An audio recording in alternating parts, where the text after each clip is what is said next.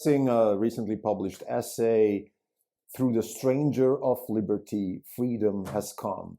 Like we've done recently on our Substack, we've used usually titles from songs or poems and then created essays around topics that we care about, topics ranging from scientific problems and questions to its political and, of course, investment, business, the sort of things that we do on a daily basis here at Orange Capital Partners. So this particular one is interesting because we're using a title that is inspired by The Doors, inspired by Waiting for the Sun, the song Waiting for the Sun.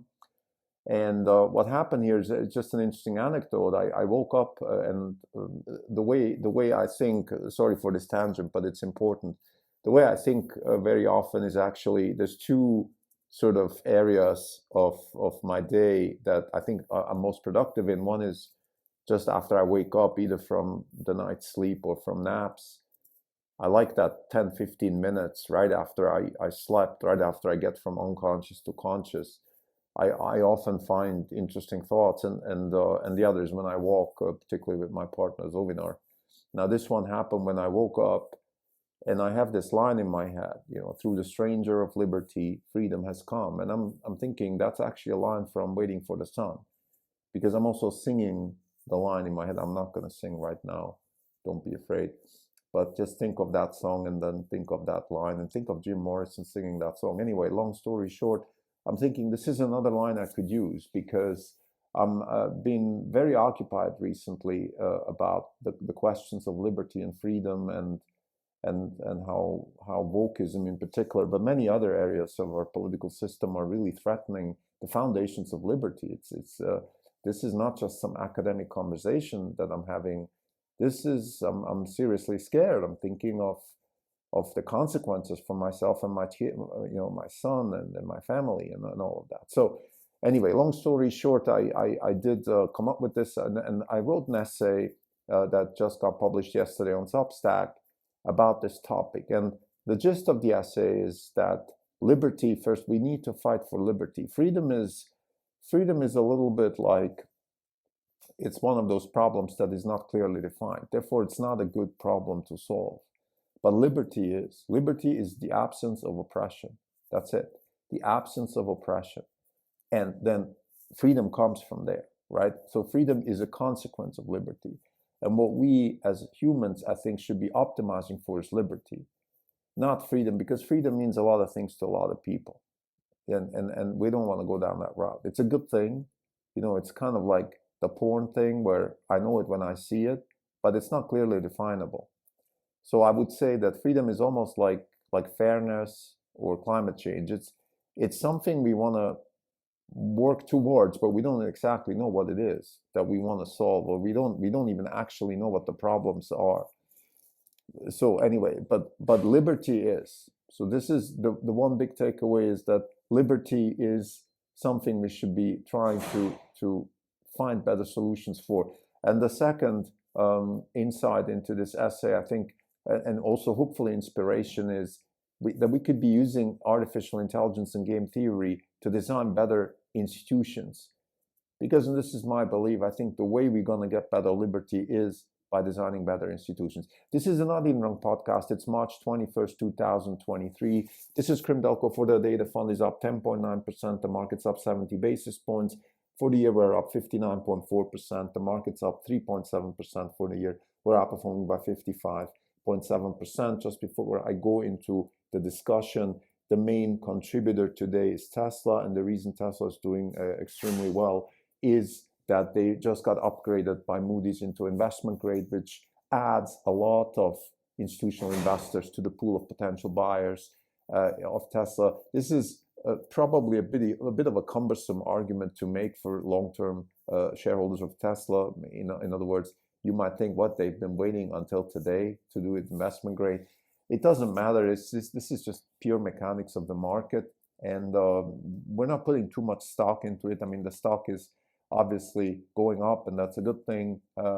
We believe it's still way undervalued, and therefore this is just a nice daily move and nothing more. the upgrade by Moody's is good, is interesting. It's an interesting report. No matter how late they are to the party, they have a very strong and I would say interesting institutional base and lots of people working on this. So when they come up with ideas and analyst reports, it's worth reading. I haven't read the report. I've seen some headlines, and overall, I think what's really most interesting about these types of upgrades and downgrades by rating agencies is more the contingency. In other words, when they say, okay, what would take us to increase the rating or decrease the rating? Those are the more interesting questions. For example, in the case of Tesla, Moody's was talking about, let's say, the way they would increase the rating is if Tesla had a broader range of models, if they had, if they consistently were producing good EBITDA margins, things along those lines, and also vice versa. What would decline or what would decrease the rating? Well, if the margins decline, if the cash flows decline, those sort of things are important. I think those are things that we shouldn't just be dismissing. I think all of us investors should be caring about this. Just one more thing before I go to the conversation of the essay. It's an interesting question to ask yourself, is it better to have a few models such as Tesla or more models like the rest of the car industry? The answer is it's not so clear. I would say having a few models has a lot of advantages, like Tesla made very clear in the Investor Day. However, you also have different types of people with different demands and needs, and it's good to have different models. So it's really an interesting question. I don't have the answer. This is probably for another podcast. I just wanted to sort of outline this here. Now let's get to the essay. And just for new listeners, why are we talking about essays here? Why are we talking about books? Sometimes we discuss books, etc. It is the business of a hedge fund manager to read and think and try to develop new thoughts. And we can do that by reading and writing, and this podcast series is part of that. So we're trying to be as transparent as we can, not just for our customers and whoever else cares about this, but also for ourselves, meaning we want to understand what we're thinking. And this might sound a little bit funny for some people, but it is certainly, I think, in cognitive science, a clear a finding in cognitive science that formulating something, describing something to yourself often helps you understand what you're actually thinking. Having said that, we just published an essay. We publish essays sporadically. It's not sort of a daily thing or anything like that. It is sort of on demand. Whenever an idea is worth writing about and publishing, we do it. So in this case, we wrote about freedom and liberty. And like I said in the prelude, it was inspired by a thought that originally was actually, I woke up and I had this line in my head, through the stranger of liberty, freedom has come. And I thought it's a line from the Waiting for the Sun, the song by the Doors. And it just happens to be the case that very often we use songs from different types of genres, rap, hip hop, rock music, blues, whatever, just songs that we use as titles for essays. This is, again, that has nothing, there's no more deeper meaning than we think it's cool and it helps us formulate ideas because we listen a lot to music and so on and so forth. Now, the interesting thing here is that this is not a line from the Doors. So while I wake up in the morning, I'm listening to my own, in my own head, having Jim Morrison sing this line, when in fact he's not. This line does not exist. So it's just an interesting sort of tangent here that I came up with something that I thought was from Jim Morrison, but it wasn't. It was from me. So anyway, long story short, again, I want to just talk about this now. We still used it, even though it's not from Jim Morrison. It doesn't matter because I think it's a good starting point. Because here's the thing. Through the stranger of liberty, freedom has come. So what's the difference between liberty and freedom? And I think this is a very, very subtle but very important point. Liberty is a very clearly definable problem. It is the absence of oppression. How can we design a society that has less oppression? That's it. That's what liberty is. Freedom comes from there, which is you can do as you wish within the confines of the law. That's what freedom is, at least from our perspective.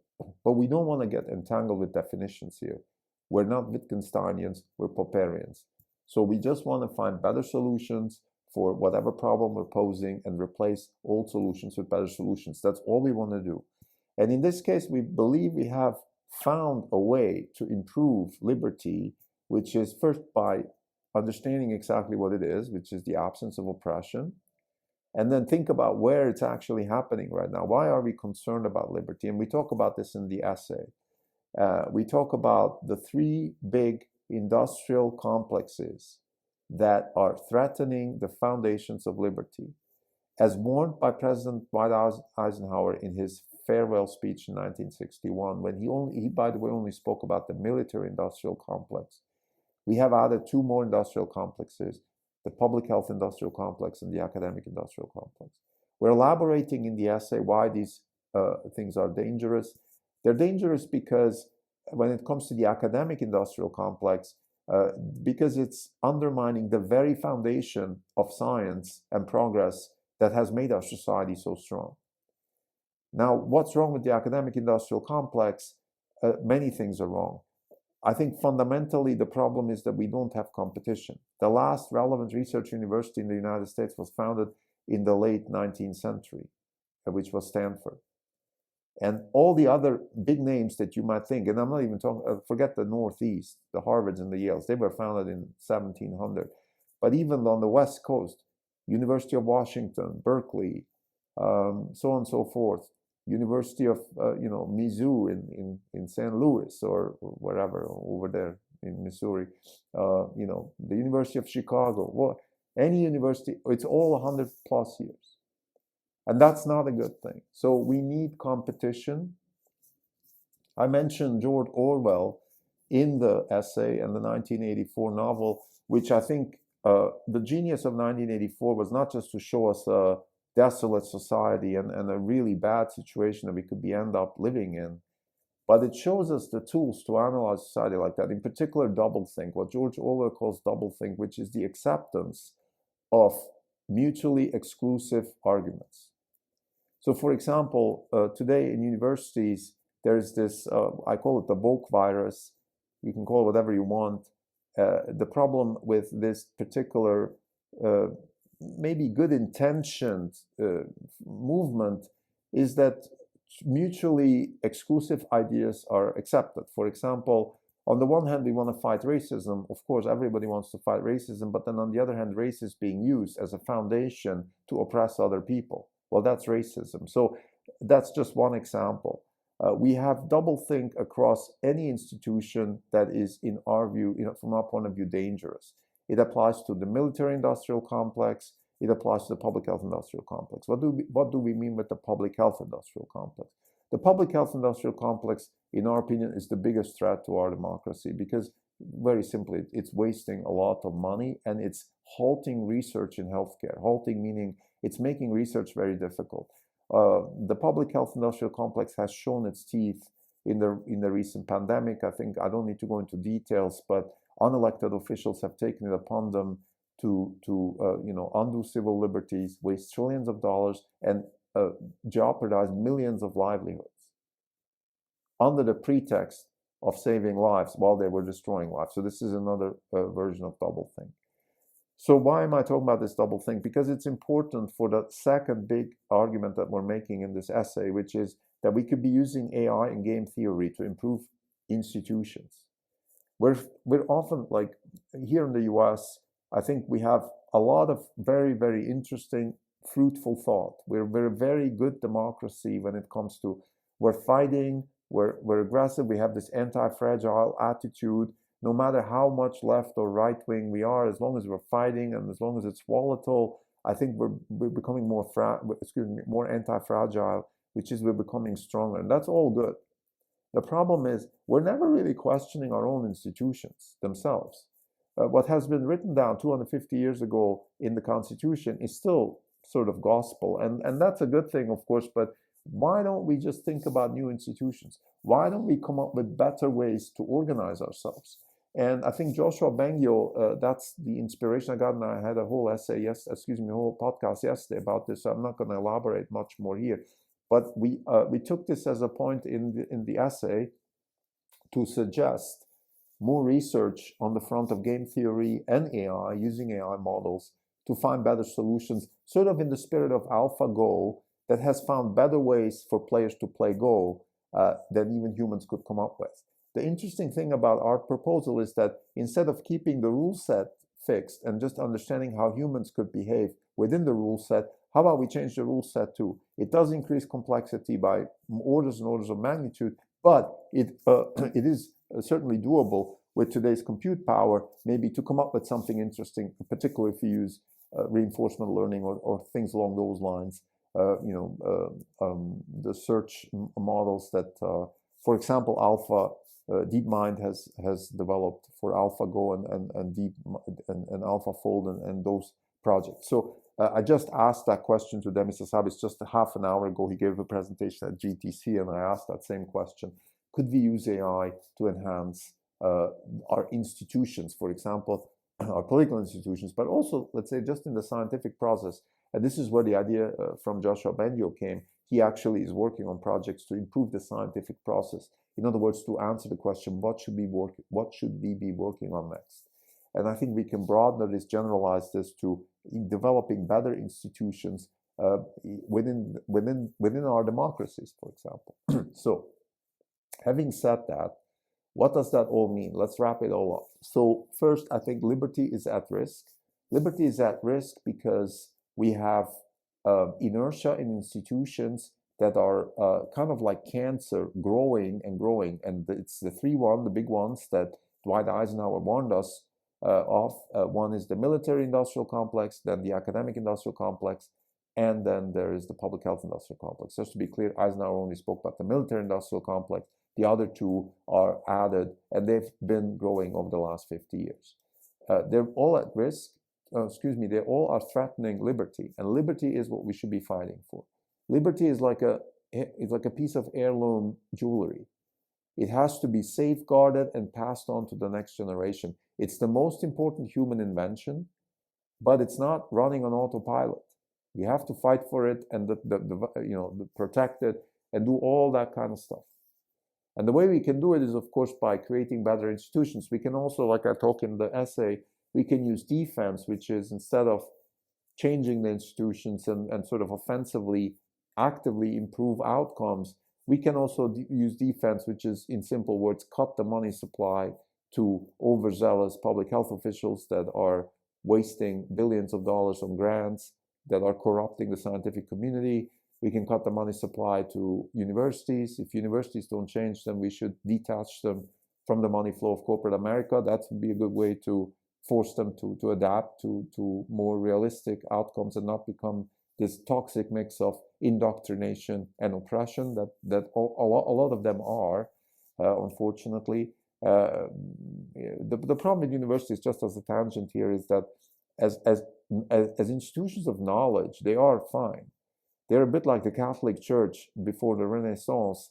They have a very, very useful and important role to play, which is to safeguard and create knowledge. But it's mixed with political agendas. Most of them today are more on the left side with wokeism, but it doesn't make, this goes across the aisle.